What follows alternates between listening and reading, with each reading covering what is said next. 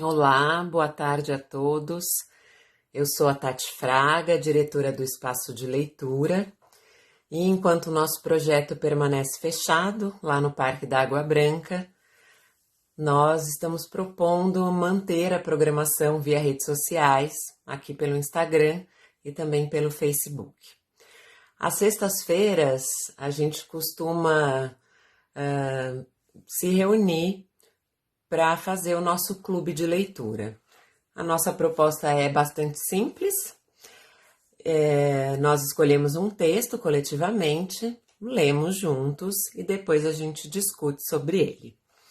O texto que eu escolhi para compartilhar com vocês hoje é um texto desse livro, O Fogo e o Relato, ensaios sobre a criação, escrita, arte e livros, do George Agamben, que é um filósofo que tem uma relação bastante forte com a literatura, com a poesia e com a potência do ato de criação.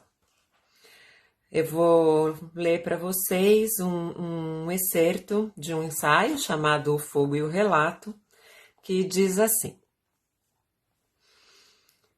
No final de seu livro sobre a mística judaica, Scholem conta a seguinte história, que lhe fora transmitida por Yosef Agnon.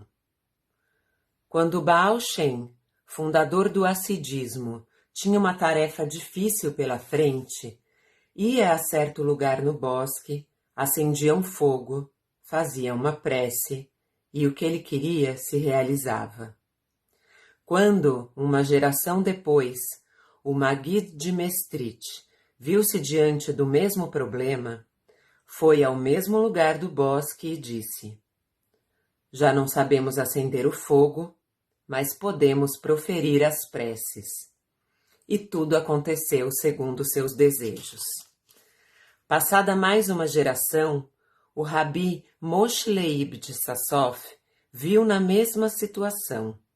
Foi ao bosque e disse: Já não sabemos acender o fogo, nem sabemos as preces, mas conhecemos o local no bosque, e isso deve ser suficiente. E, de fato, foi suficiente. Mas, passada outra geração, o Rabi Israel de Regim, precisando enfrentar a mesma dificuldade, ficou em seu palácio, sentado em sua poltrona dourada, e disse: Já não sabemos acender o fogo, não somos capazes de declamar as preces, nem conhecemos o local do bosque, mas podemos narrar a história de tudo isso. E mais uma vez, isso foi suficiente. É possível ler essa anedota como uma alegoria da literatura. A humanidade, ao longo de sua história, afasta-se cada vez mais das fontes do mistério e perde, pouco a pouco, a lembrança daquilo que a tradição lhe ensinara sobre o fogo, o lugar e a fórmula. Mas disso tudo os homens ainda podem narrar a história. O que resta do mistério é a literatura. E isso, comenta sorrindo o rabino, deve ser suficiente. O sentido desse deve ser suficiente, porém, não é tão fácil de apreender.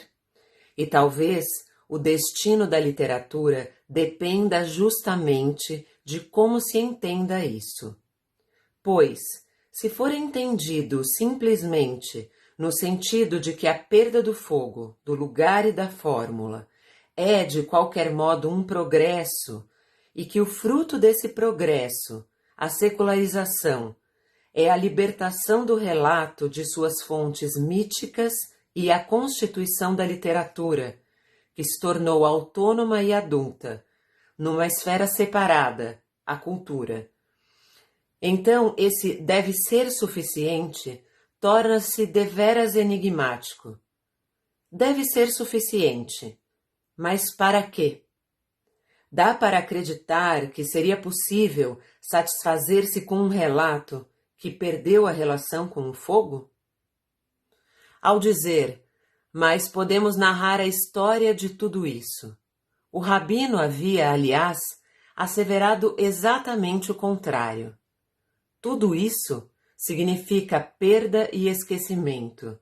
E o que a narrativa conta é precisamente a história da perda do fogo, do lugar e da prece. Todo relato, toda literatura é, nesse sentido, memória da perda do fogo.